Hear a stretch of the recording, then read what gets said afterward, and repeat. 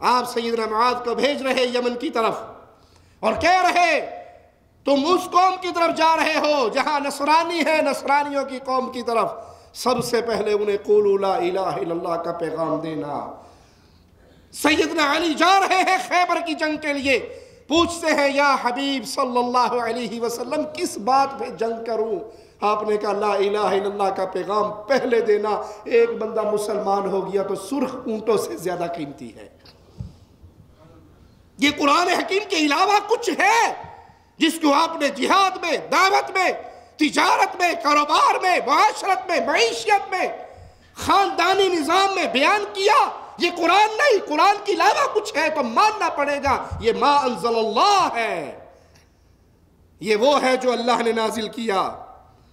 اللہ مالک نے اس کے علاوہ بھی پیارے حبیب محمد الرسول اللہ صلی اللہ علیہ وسلم کی کئی صفات بیان کی۔ آئیے قرآن حکیم سے سنتے ہیں الذین یتبعون الرسول۔ مالک تعریف کر رہا ہے ان لوگوں کی جو رسول کی اتباع کرتے ہیں صلی اللہ علیہ وسلم، وہ رسول، وہ نبی جو امی لوگوں میں سے تھے اور خود بھی امی تھے۔ الذی یجدونہ مکتوبا عندہم فی التوراۃ والانجیل، وہ رسول جس کی صفات، جس کی شان یہ تورات اور انجیل میں اپنے ہاں پڑھتے تھے۔ ان کی ذمہ داری کیا ہے قرآن حکیم کی آیات کی روشنی میں؟ یأمرہم بالمعروف وینہاہم عن المنکر، وینہاہم عن المنکر، وہ رسول ان کو نیکی کا حکم دیتے، برائی سے منع کرتے۔ ویحل لہم الطیبات، اللہ کے لیے یہ آیت یاد کیجئے، یہ آیت یاد کیجئے اور منکرین حدیث کو سنائیے جو کہتے ہیں جی اللہ کے نبی صلی اللہ علیہ وسلم کی حدیثوں کی ضرورت نہیں، قرآن کافی ہے، ہم اہل قرآن ہیں، ہمیں قرآن کافی ہے۔ قرآن خبر دے رہا ہے وَيُحِلُّ لَهُمُ الطَّيِّبَاتِ، محمد الرسول اللہ صلی اللہ علیہ وسلم کی صفت یہ تھی وہ ان کے لیے چیزوں کو حلال کرتے تھے۔ جو اللہ نے حلال کیا قرآن میں بیان ہو گیا، اب اس کے علاوہ جو رسول اللہ نے حلال کیا وہ قرآن میں نہیں ہے، وہ حدیث مصطفیٰ میں ہے، اور حدیث مصطفیٰ ہمارے لیے ویسے حجت ہے جیسے قرآن حجت ہے۔ اسی نے قرآن کو نازل کیا اور اسی نے اس قرآن کی تفسیر حدیث مصطفیٰ کے طور پہ نازل کی۔ وَيُحَرِّمُ عَلَيْهِمُ الْخَبَائِثِ، وَيُحَرِّمُ عَلَيْهِمُ الْخَبَائِثِ، حلال کا ذکر بھی اللہ کر رہا ہے، حرام کا ذکر بھی کر رہا ہے۔ پیارے نبی کی ایک اور صفت بیان ہو رہی ہے کہ آپ چیزوں کو حلال بھی کرتے ہیں، حرام بھی کرتے ہیں۔ جس کو محمد حلال کہیں وہ حلال ہے، اور جس کو محمد الرسول اللہ صلی اللہ علیہ وسلم حرام کہیں وہ حرام ہے۔ وگرنہ مردار کو حرام تو قرآن نے کہا۔ مچھلی کھاتے ہو یا نہیں؟ مچھلی کھاتے ہو؟ کون ذبح کرتا ہے اسے؟ اپنے آپ مرتی ہے، مردار میں شامل نہیں ہو گئی، لیکن مچھلی کو حلال محمد الرسول اللہ نے کیا ہے۔ جس طرح اللہ حلال کرتا ہے، اللہ اپنے نبی کی وہ صفت بیان کر رہا ہے کہ محمد الرسول اللہ ان کے لیے حلال بھی کرتے ہیں، حرام بھی کرتے ہیں، تو نبی کے حلال و حرام کردہ بیان شدہ چیزیں جو احادیث رسول صلی اللہ علیہ وسلم میں موجود ہیں وہ ویسے ہی برحق ہیں جسے قرآن برحق ہے۔ پیارے حبیب علیہ السلام نے جنگ کے موقع پہ اعلان کیا کہ گدا حرام، گھریلو گدا حرام۔ قربان جائیں پیارے حبیب محمد الرسول اللہ صلی اللہ علیہ وسلم کے پیارے اصحاب کی جماعت پہ کھانا تیار ہو چکا، گوشت پک چکا، دیگیں تیار ہے، لشکر موجود ہے۔ کسی ایک نے بھی نہیں کہا کہ اللہ کے نبی صلی اللہ علیہ وسلم بس ٹھیک ہے اب جو پک گیا ہے۔ جب یہ ذبح ہوا تھا اس وقت تک تو حلال تھا نا، جب یہ ذبح ہوا تھا اس وقت حلال تھا۔ جب گوشت بنا، بوٹیاں بنی، دیگچی میں گئی، آگ پہ رکھی گئی، گھی ڈالا، پکانا شروع کیا، حلال تھا۔ تیار ہونے کے بعد حرام کا حکم آیا، آئندہ ذبح نہیں کریں گے، اب جو ہو گیا اس کو تو کھانے دیجئے۔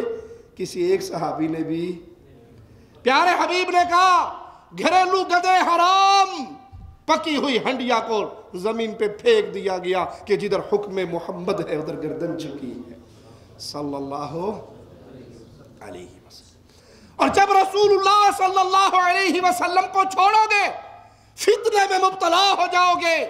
قرآن نے اس کی خبر دی، تم فتنے اور مصیبتوں میں پڑ جاؤ گے پیارے نبی کی مخالفت کر کے۔ اور آج احادیث رسول کا انکار کر کے، پیارے نبی کی اطاعت سے منہ موڑ کے، اطاعت رسول کے مقام پہ اپنے پیر فقیر بابوں حضرتوں شیخوں مرشدوں کو بٹھا کے فتنے میں قوم مبتلا ہو نہیں گئی۔ ایک منظر دکھاؤں آپ کو، میں اس شہر کا نام بھی نہیں لیتا، ملک کا نام بھی نہیں لیتا، مسلمان بسنے والے وہاں پہ بستے ہیں، مسلمانوں کا ملک کہلاتا ہے۔ وہاں پہ قصائی چار دیواری کے اندر چھپ کے کھوتا ذبح کر رہا ہے، گدھا ذبح کر رہا ہے۔ ٹیلی ویژن اینکر چھلانگ مار کے دیوار کے اوپر سے اندر آتا ہے تو وہ کھوتے کو، گدھے کو چھرے سے ذبح کر رہا ہے۔ اس نے کہا یہ کیا کر رہے ہو؟ کہا جی گدھا ذبح کر رہا ہوں۔ کہا کیوں؟ کہا ایسا گوشت بیچتا ہوں۔ کہا یہ تو حرام ہے۔ وہ جسے کہتے ہیں نا چوری اور سینہ زوری، ایک تو ظالم وہ گدھا ذبح کر کے کٹا بنا کے لوگوں کو کھلاتا ہے، اور اوپر سے جب اس نے کہا کہ تو نے یہ کیا کیا، وہ کہنے لگا اس کے اوپر جب سوار ہوتے ہو، گدھا گاڑی بناتے ہو، ریڑی بناتے ہو، اس کی کمائی حلال ہے تو یہ کیوں حرام ہے؟ کھوتے دی کمائی حلال ہے تو کھوتے دا گوشت بھی حلال ہے۔ انہوں نے کہا بھائی اللہ کا خوف کر، کسی جانور کی کمائی وہ ایک الگ ماجرا ہے، وہ جانور خود حرام ہے۔ انہوں نے کہا زیبرے اور کھوتے میں کیا، رنگ کا تو فرق ہے، وہ زیبرا ہے وہ حلال کہتے ہو، اسے حرام کہتے ہو، رنگ کا فرق ہے، باقی چیز ایک ہی ہے۔ اس کو محمد الرسول اللہ نے حرام کیا صلی اللہ علیہ وسلم۔ ان کھوتا فروشوں کو ہم پیغام دیتے ہیں جتنا کھوتوں کا گوشت بنانا ہے پرویزیوں کو کھلا دو، کیونکہ وہ حدیث نہیں مانتے تو ان کے نزدیک یہ حلال ہی ہوگا۔ اہل الحدیث اہل سنت والجماعت گدھے کو حرام کہتے ہیں، گھریلو گدھے کو، اس لیے کہ ان کے آقا محمد الرسول اللہ نے اس کو حرام کہا صلی اللہ علیہ وسلم۔ وَيَضَعَ عَنْهُمْ إِصْرَهُمْ وَالْأَغْلَالَ الَّتِي كَانَتْ عَلَيْهِمْ، یہ پیارے حبیب کی صفات ہے قرآن حکیم میں۔ ان لوگوں پر جو بوجھ اور توق تھے ان کو دور کرتے ہیں۔ اگر ان ساری صفات کو دیکھ لیا جائے تو رسول اور نبی ہونے کے لحاظ سے اس کا مصداق قرآن اور حدیث دونوں میں مذکور ہے۔ رسول اللہ صلی اللہ علیہ وسلم کی ان صفات میں سے کسی ایک صفت کا انکار کرنا یا اس کی باطل تعویل کرنا کفر ہے۔ ایمان ہے کہ محمد رسول اللہ کی صلی اللہ علیہ وسلم ہر اس صفت کو مانا جائے جو قرآن میں موجود ہو یا حدیث رسول میں موجود ہو۔ پیارے نبی علیہ السلام پر ایمان لانے کے تقاضے کیا ہے؟ کیسے پتہ لگے گا یہ بندہ ایمان میں سچا ہے؟ آئیے ان تقاضوں پہ غور کرتے ہیں۔ پہلا تقاضا ایمان بالرسول میں رسول اللہ صلی اللہ علیہ وسلم کی مطلق اطاعت فرض ہے اور رکن ہے۔ آپ کی مطلق اطاعت کرنا یہ فرض ہے، اور اس کی فرضیت کے لیے قرآن حکیم میں 4 طریقے وارد ہوئے ہیں اطاعت رسول کے مستقل ہونے کے لیے۔ امر کے صیغے سے قرآن حکیم میں اطاعت رسول کے متعلق 14 مرتبہ حکم ہوا ہے، امر کا صیغہ اختیار کیا گیا ہے، ترغیب دی گئی ہے، مختلف طریقوں سے ترغیب دے کے لوگوں کو اطاعت رسول کی طرف راغب کیا گیا۔ آئیے ارشاد باری تعالیٰ سنتے ہیں، مالک فرماتا ہے من یطع الرسول فقد اطاع اللہ، جو رسول صلی اللہ علیہ وسلم کی اطاعت کرتا ہے حقیقت میں وہ اللہ کی اطاعت کرتا ہے۔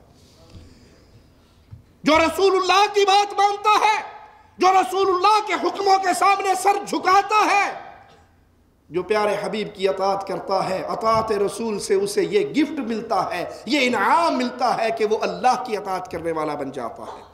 دوسری آیت میں مالک فرماتا ہے، غور کیجئے، وَإِن تُطِعُوهُ تَهْتَدُوا، اگر تم اطاعت کرو محمد الرسول اللہ کی صلی اللہ علیہ وسلم، محمد کریم پیارے حبیب امام الانبیاء امام کائنات محمد الرسول اللہ صلی اللہ علیہ وسلم کے پیارے نام کو سن کے کبھی اپنی زبان کو خاموش نہ رکھا کریں، فوراً اپنی زبان سے کہیں صلی اللہ علیہ وسلم، اور اللہ کی طرف سے 10 رحمتوں کا تحفہ وصول کر لیجئے۔ ایک مرتبہ جو رسول اللہ صلی اللہ علیہ وسلم پہ درود پڑھتا ہے اللہ اس پہ اپنی 10 رحمتوں کا نزول فرماتا ہے۔